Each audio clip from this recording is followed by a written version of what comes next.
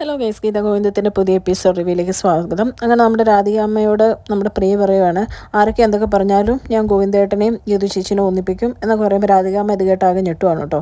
എന്നിട്ട് രേഖയോട് ചോദിക്കുകയാണ്, രേഖേച്ചി ഈ പറഞ്ഞതൊക്കെ സത്യമല്ലേ എന്ന് ചോദിക്കുമ്പോൾ രേഖയും പറയുന്നുണ്ട്, ഗോവിന്ദേട്ടൻ്റെ മനസ്സിലും ഗീതുവിൻ്റെ മനസ്സിലും പരസ്പരം സ്നേഹമുണ്ട്, ഗീതു ആത്മാർത്ഥമായിട്ട് ഇപ്പം ഗോവിന്ദേട്ടനെ സ്നേഹിക്കുന്നുണ്ടെന്നൊക്കെ പറയുവാണ് കേട്ടോ.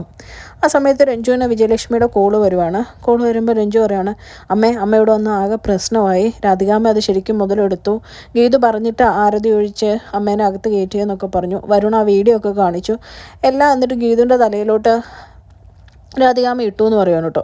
എന്നിട്ട് രാധികാമ്മ ചോദിക്കുമായിരുന്നു കണ്ണേടനോട്, ബാംഗ്ലൂർ വെച്ച് പറഞ്ഞ സത്യം, അമ്മയോട് പറഞ്ഞ സത്യം നീ വെറുതെ പറഞ്ഞതാണോ എന്നൊക്കെ ചോദിച്ചു. അതൊക്കെ കേട്ടപ്പം ഗോവിന്ദേട്ടൻ അല്ല വെറുതെ പറഞ്ഞതല്ല എന്ന് പറഞ്ഞു എന്ന് പറയുകയാണ് കേട്ടോ. എല്ലാവരും ഇവിടെ അവർ തമ്മിൽ വേറൊരു ബന്ധവും ഇല്ല എന്നുള്ള രീതിയിൽ ഗോവിന്ദേട്ടൻ പറഞ്ഞു അറിഞ്ഞു എന്നൊക്കെ പറയുകയാണ് കേട്ടോ. ഇതൊക്കെ കേൾക്കുന്ന വിജയലക്ഷ്മിക്ക് ആകെ വിഷമം വന്ന് ഗീതുവിനും ഗോവിന്ദിനെയും വിളിക്കാൻ നോക്കുന്നുണ്ട്. പക്ഷേ ഫോൺ എടുക്കുന്നില്ല കേട്ടോ.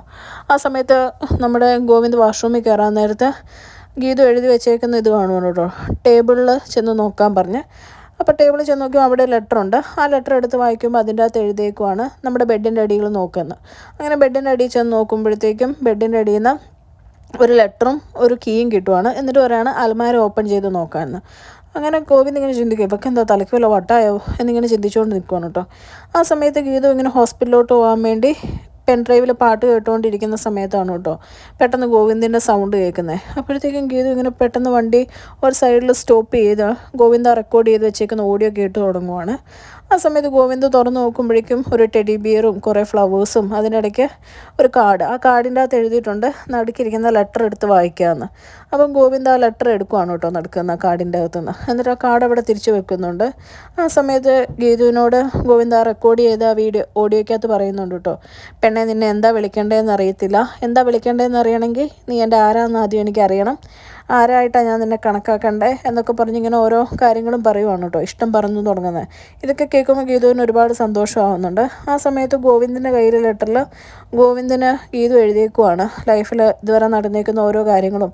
ആദ്യം ബഹുമാനമായിരുന്നു എന്നും, പിന്നെ അതൊരു സ്നേഹമായെന്നും, ഒരു സുഹൃത്തായെന്നും, പിന്നെ അത് സ്നേഹമായെന്നും, സ്വന്തം അച്ഛൻ ചതിച്ചിട്ട് പോലും ഗീതുവിനെ ലൈഫിൽ ഗോവിന്ദ് കെയറിങ് കാണിക്കുന്നതൊക്കെ കണ്ടു കഴിഞ്ഞപ്പോൾ അത് അതിനപ്പുറത്തേക്കൊരു അടുപ്പമായി എന്നൊക്കെ എഴുതിയേക്കുവാണ് കേട്ടോ. ഇതൊക്കെ വായിക്കുന്ന ഗോവിന്ദിനും ഒരുപാട് സന്തോഷമാവുകയാണ്. ഗോവിന്ദും ഇങ്ങനെ പേപ്പർ 3 പേപ്പറും കൊണ്ടുണ്ട്, 3 പേജുണ്ട്. അത് 3ഉം മറിച്ച് വായിക്കുവാണ് കേട്ടോ.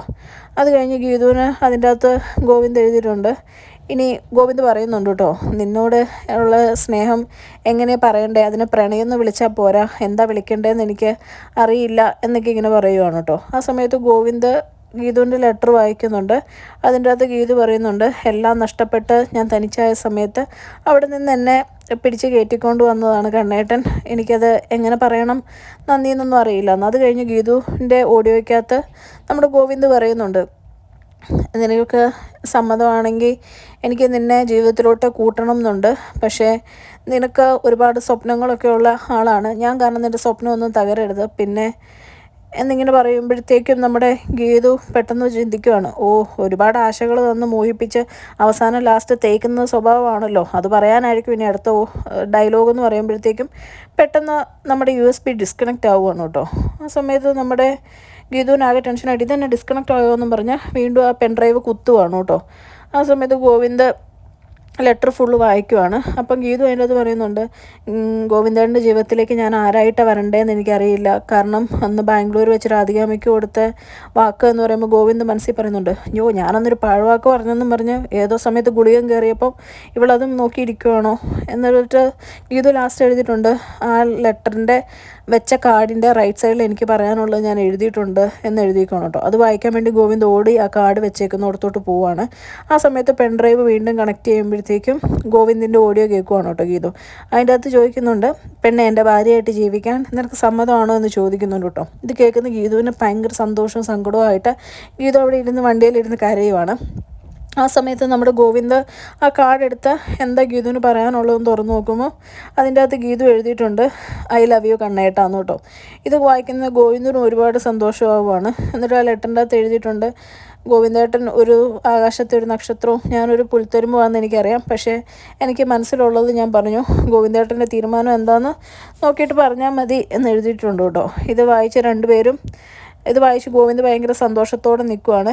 ഇത് ഓഡിയോയും കേട്ട് വളരെ ഹാപ്പി ആയിട്ടിരിക്കുന്ന കാണിച്ചുകൊണ്ടാണ് കേട്ടോ ഇന്നത്തെ എപ്പിസോഡ് അവസാനിക്കുന്നത്. ചാനൽ ഇഷ്ടപ്പെട്ടാൽ ലൈക്ക് ചെയ്യാനും സബ്സ്ക്രൈബ് ചെയ്യാനും മറക്കരുത്.